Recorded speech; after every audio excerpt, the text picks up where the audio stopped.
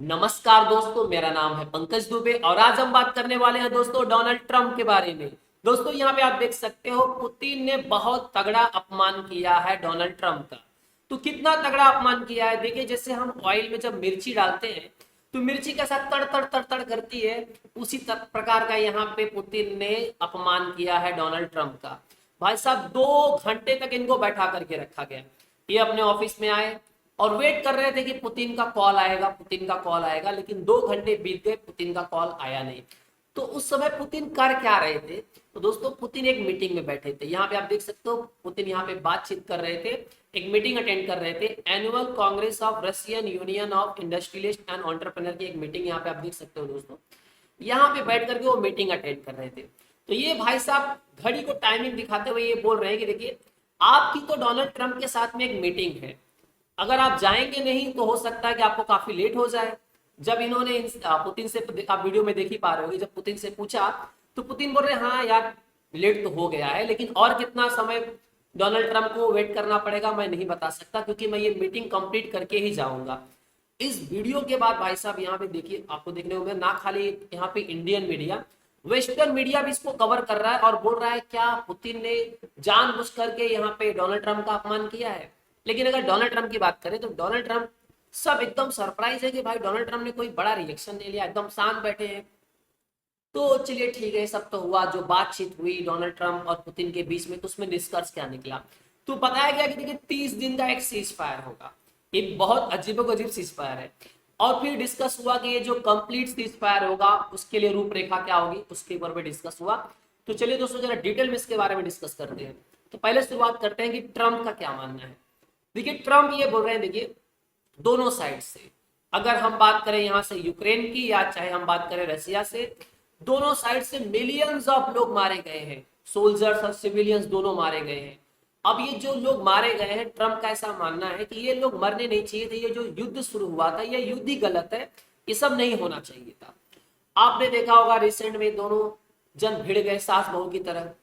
Trump ने यहाँ पे बकायदा बरबर बरबर किया, इन्होंने बरबर बरबर किया, मतलब सास बहू का झगड़ा चला।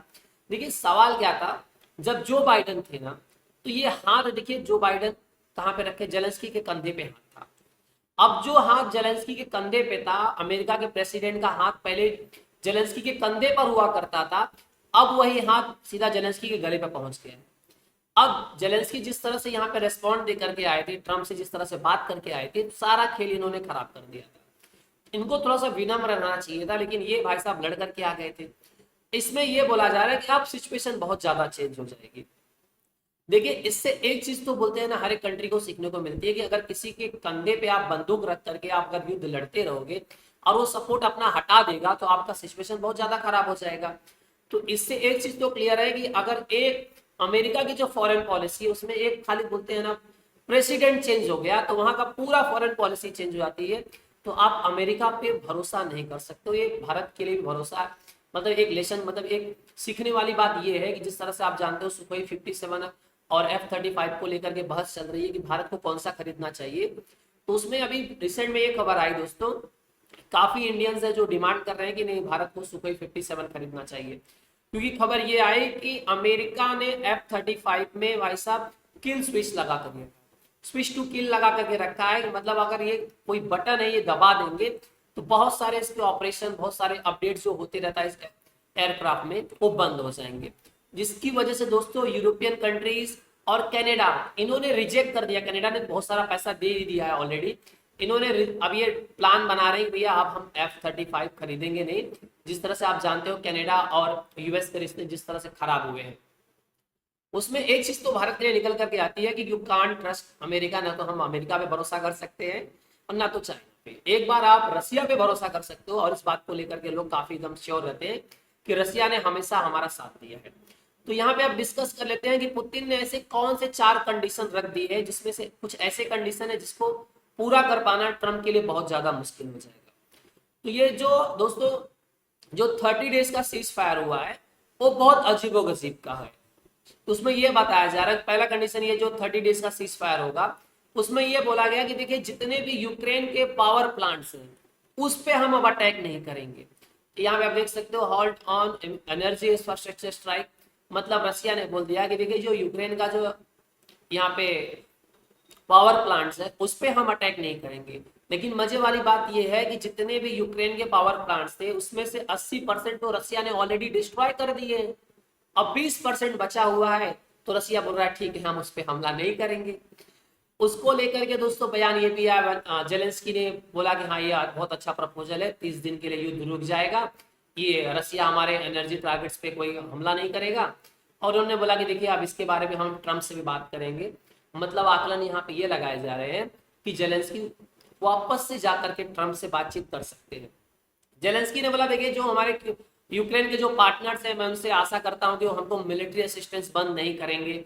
ये फ्रांस के मैक्रोन की बात कर रहे थे, जर्मन चांसलर पोल स्कॉल्स की बात कर रहे थे, यूके के प्राइम मिनिस्टर की बात कर रहे थे कि भैया आप लोग हमारा जो मिलिट्री असिस्टेंस है वो मत रोक देना दोस्तों। तो पहला दोस्तों डिस्कशन में कंडीशन ये था। दूसरा कंडीशन यहाँ पे दोस्तों ये रखा गया, ये तो मतलब रसिया की तरफ से बोला गया भाई साहब ये करेंगे, नहीं सब कंडीशन नहीं बोल सकते। कंडीशन दोस्तों स्टार्ट होगा यहाँ से। तो रसिया ने बोला देखिए यूक्रेन नेटो का मेंबर नहीं बनेगा, एकदम रिटर्न में एग्रीमेंट लिख करके ये दे दे कि ये कभी भी इन फ्यूचर नेटो का मेंबर नहीं बनेंगे। और उसी लिए तो जेलेंस्की लड़ रहे हैं, जेलेंस्की बोल रहे हैं गारंटी।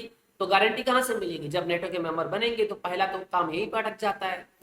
और दूसरा यहाँ पे रसिया के द्वारा ये बोला गया देखिए जितने भी पार्ट्स, अब यहाँ पे ये वाला जो पूरा रेड वाला पार्ट्स देख रहे हो ये पूरा पार्ट्स दोस्तों ये पूरा रसिया ने कब्जा लिया है। अब रसिया बोल रहा है भैया यूक्रेन को ये रिकॉग्नाइज करना पड़ेगा, ये मानना पड़ेगा, ये लिख करके देना पड़ेगा कि ये जो पार्ट है वो रसिया का है, अब ये कोई यूक्रेन का पार्ट नहीं रह गया है, ये इनको मानना पड़ेगा।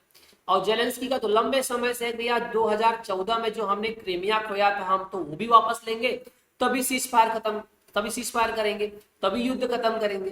लेकिन ऐसे में जो पुतिन ने यहाँ पे दोस्तों चाल चल दी है उससे लग रहा है कि अगर ये युद्ध और थोड़ा देर तक कंटिन्यू होगा तो रसिया और बहुत सारा पार्ट यूक्रेन का कब्जे लेगा। यहाँ पे देखिए जो तीसरा पार्ट जो है, जो थर्ड चीजें यहाँ पे बोली गई है रसिया के द्वारा, तो रसिया ने क्या बोला देखिए कोई भी वेस्टर्न कंट्रीज यहाँ पे यूक्रेन को कोई भी वेपन सप्लाई नहीं करेंगे। उसमें यहाँ पे आप देख सकते हो रसिया ने बकायदा यहाँ पे बोल दिया कि देखिए भैया यूएस और ना तो कोई यूरोपियन कंट्रीज, ना तो कोई यूके, जर्मनी, फ्रांस, ये कोई भी अब यूक्रेन को यहाँ पे कोई वेपन्स प्रोवाइड नहीं करेंगे। सीज फायर का एक नियम यहाँ पे इन्होंने कंडीशन और भी रख दिया है। अब ट्रम्प के लिए दिक्कत की बात यह है कि ट्रम्प खुद तो अमेरिका तो खुद क्या करेगा, वेपन्स नहीं देगा, बंद कर देगा। लेकिन यूरोपियन कंट्रीज को कैसे समझाएगा कि भैया वेपन्स मत दो। खास करके अगर बोलते हैं ना जैसे कि अगर मैं कनाडा की बात करूँ, ये तो यूरोपियन कंट्रीज नहीं है, लेकिन कनाडा क्या है, कनाडा तो बहुत ज्यादा इस टाइम पे गुस्सा है ट्रम्प से। तो कनाडा तो दौड़ करके आएगा, बोलेगा अरे नहीं मैं तो यूक्रेन की सहायता करने जाऊंगा, क्योंकि यहाँ पे अमेरिका तो बोलता है ना कनाडा पे कब्जा कर लूंगा। तो कनाडा हो गया या यूरोपियन कंट्रीज हो गई, इनको कैसे ट्रम्प समझाएंगे, क्योंकि इनसे तो रिश्ते खराब करके बैठे हैं, इसमें भी दिक्कत आने वाली है। लेकिन रसिया के द्वारा बोला गया कि भैया कोई वेपन्स अगर आप प्रोवाइड करोगे, अगर वेस्टर्न कंट्रीज या यूरोपियन कंट्रीज अगर यूक्रेन को वेपन्स देती है तो ये सीज फायर तुरंत ही खत्म हो जाएगा, कहानी खत्म, वापस से हम हमला करना शुरू कर देंगे। दोस्तों अगर वीडियो पसंद आया होगा तो वीडियो को लाइक करके हमारे चैनल को सब्सक्राइब कर लीजिएगा and thank you so much for watching this video.